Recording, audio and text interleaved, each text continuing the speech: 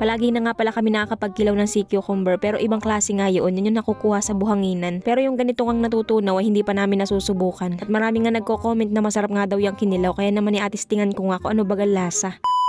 At yun na nga guys for today's video at dahil nga medyo masama ang pakiramdam ko kaya naman itinanghali na nga ako ng gising. Ay sus parang lagi naman kahit hindi masama ang pakiramdam. Pero medyo okay naman ako ngayon kumpara nga nung mga nakaraang araw. Halos 4 na araw din pala akong nilagnat. Nakakaumay din pala yung maghapon ka na laang nakatunganga. Buti sana kung may nag-aabot man laang sa akin ng kwarta. Kaso ay wala ay. Mga salitain ng magulang kapag inapahinto mo magtrabaho at may sakit. Minsan nakakainis pakinggan pero minsan mapapaisip ka rin. Mas okay yan kasi ibig sabihin responsable silang magulang. Hindi tulad ng ibang magulang na walang pakialam kung may kakainin ba sa araw-araw. Pero yun na nga, kung saan na naman napunta ang usapan. Bumalik nga pala ako at nakalimutan ko ito. Calamansi juice. Charis, hindi yan ay gasolina. Iba lang ang kulay at ginamit ata ni Papang ipanlinis dun sa kanyang mga gamit sa bangka. Magdadala na nga pala ako niyan at baka may makuha kasi akong pwedeng ihawin. At saka baka hindi ko kasi magustuhan yung lasa ng kinilaw. Ay wala akong mauulam. May nadaanan nga pala akong nagpahibas dito ng lambat at wala lang, share ko lang. At pagdating ko nga pala din sa hibasanan ay sinanay lang yun ang ihibasan. Malawak nga pala ang nahibasan pero tumataib na agad. Kasi nga medyo tanghali na at alas 8 na ngayon ng umaga. Napakaaliwalas nga pala ngayon ng panahon ay kung gano'n rin malaang sana noong piyesta ay di sana hindi nilagnat. At yun na nga may nakita na nga pala akong sea cucumber o balatan kung tawagin din sa amin. At ang ganda ring klase nga pala ng balatan ay tinatawag naming uwak. Hindi pa rin kami nakapag-try na magkilaw ng ganyan at ayaw ko ngang subukan. Mabaho kasi ang amoy niyan kumbaga ay malansa kumpara sa ibang balatan. Pero may napanood nga ako nagkilaw ng ganyan. Walang suka-suka pagkakuha ay diretso lamon agad. Damay naman pati yung bituka kahit may buhangin ay. Pero wag natin pakialaman at trip niya yun. Kanya-kanyang trip yan.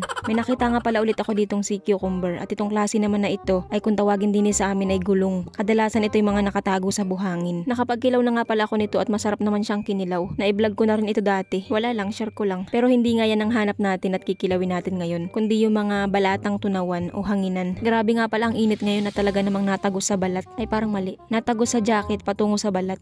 Ay basta gayon. May nakita nga pala ako ditong klase ng kinaso na tinatawag kung tumpok-tumpok. Ako lang ang nakaisip noon. Kasi kapag nakakita ako niyan ay tumpukan lagi sila. Pero ngayon nga ay isa lang siya. Kaya ngayon ay tatawagin natin siyang tingi-tingi.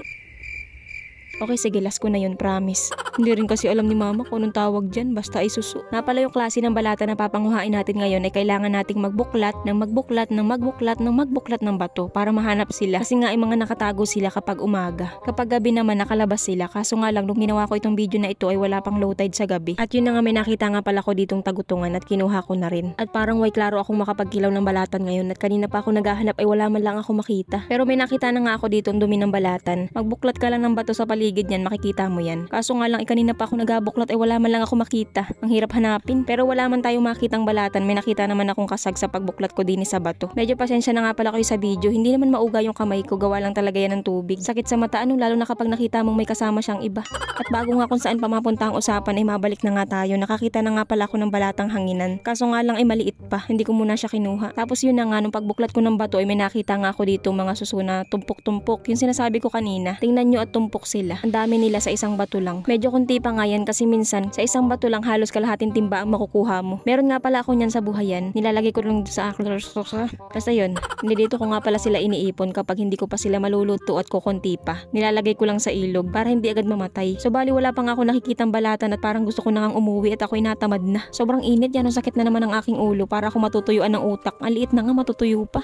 Pero dahil nga nang hibasan din naman si nanay at nanguha rin niya ng balatan, nanghingi na nga lang ako sa kanya ng isang piraso at ito na lamang ang aking akilawin. Ang bala ko nga pala sana ay dito na lang ako magikilaw sa tabing dagat at mag-iihaw nito mga nakuha ko sa hibasanan. Pero si nanay nga ay nagakwento sa akin at may nakita nga daw siyang lalaki din sa may puno ng pipisik tapos biglang nawala. Nako naman, si nanay kulang sa tulog. Ako naman na hindi panlawin sa mga ganun pero kukunin ko na nga yung gamit ko at doon na lang ako sa palaisdaan magluluto. Pero hindi naman ako natatakot sa mga ganyang elemento. Mas maganda nga yun ay kapag nakuhaan mo ng video ay di viral. Pero iniisip ko kasi baka tao talaga yun at mas nakakatakot nga kapag ganun. Akala mo naman pati ay pag-interesan ay aba ay kahit papaano ay babae pa rin naman ako. Sabi nga nila mas matakot ka sa buhay kaysa sa mga ganong elemento lang. Kung malakas naman ang pananampalataya mo sa taas ay hindi ka nila kayang galawin. At saka lagi naman ako nakakaranas ng ganun kapag nagbablog ako din sa tabing dagat na mag-isa. Yung tipong may kakanta sa puno kahit wala namang tao. Tapos may maririnig kang biglang babagsak ng malakas, akala mo may nalaglag na buko. Pero magmumula naman ay sa puno ng bakawan. Minsan iniisip ko na baka cellphone ko lang yun.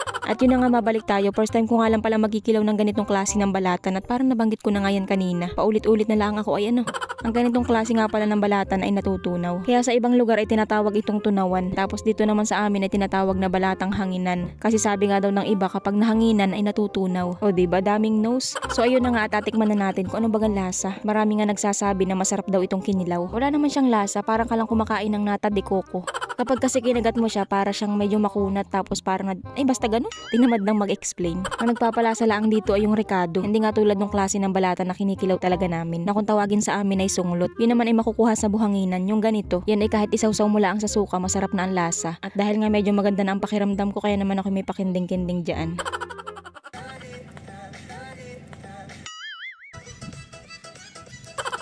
Ganado sa pagbablog. Ayan, tagal ko din naman kasing hindi nakapag-vlog ay. At parang hindi natutuwa yung kalikasan sa aking pagsayaw, kaya naman ay ayun, umulan. Buti na lamang at nakaluto na ako. At bago nga pala tayo magpatuloy ay shoutout muna kay Carding, Vanessa Silorico. Nakakatuwa naman po itong pangalan mo. Parang Bisaya yung nagsulat ay ano. Imbis na Vanessa ay Vanessa.